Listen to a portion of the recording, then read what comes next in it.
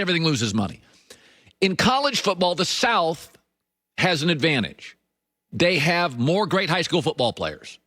Like, they care about it. They spend money on it. The coaches make $100,000. When you get about Houston East, that's where all the great players are, the great programs, and there's just more good players. And most kids want to stay close to home. I totally get that. So the South has always had great players, but then once they got great commissioners and kind of synchronized it, they're really a powerhouse.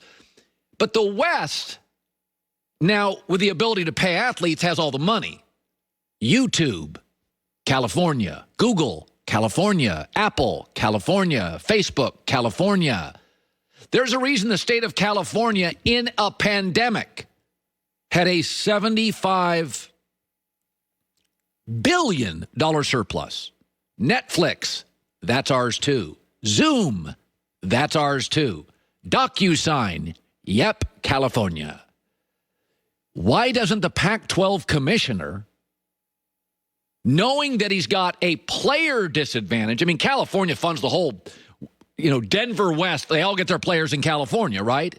And we got pro sports here. People are distracted. Kids play lacrosse. They play baseball, basketball, a lot of things to do in California. Surf, skateboard. Like in the South, you play football if you're an athlete. That's what you do. Here, there's a bunch of stuff to do.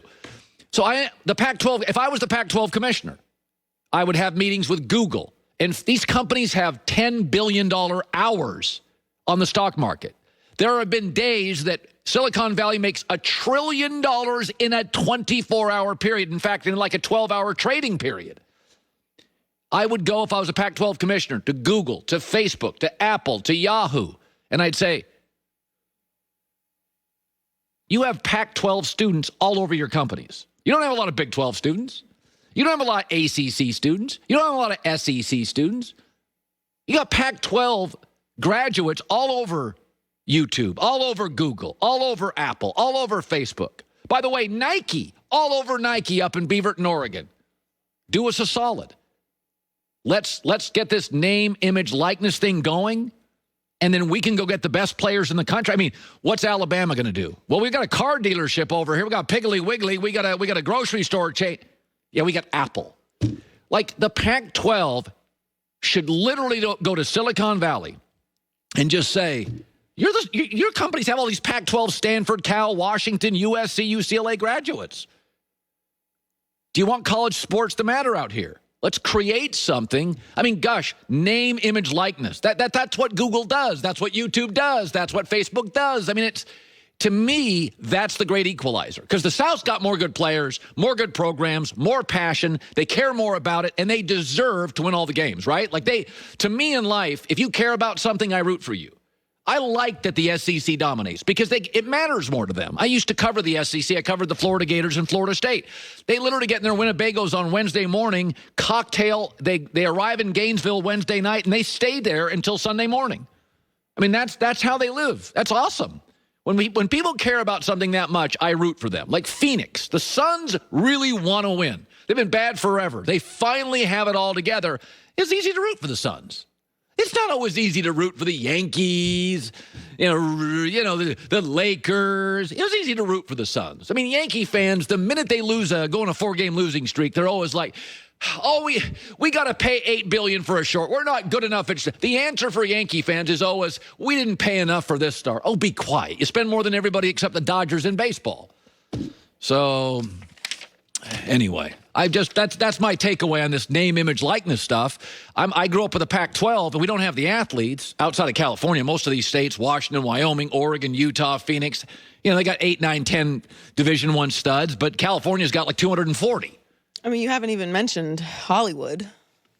Boom. I mean, USC is not in Silicon Valley. The film school at USC. The film school, I think UCLA has a film school too. I mean, it's like this is built for the Pac-12 to put a stake into it and go, we can now compete. And again, before everyone starts panicking, some kids are still going to want to play in the SEC and still play in the South. Of course. They're still going to want to go to certain programs because they have certain coaches and certain schemes. And by the way, their parents are close. They can go to all the games. I'm not saying everybody's going to leave, but I'm saying for the elite. But that's what everyone pushes back on. Like, wow, now it's going to be an advantage. Well, California, you don't get enough.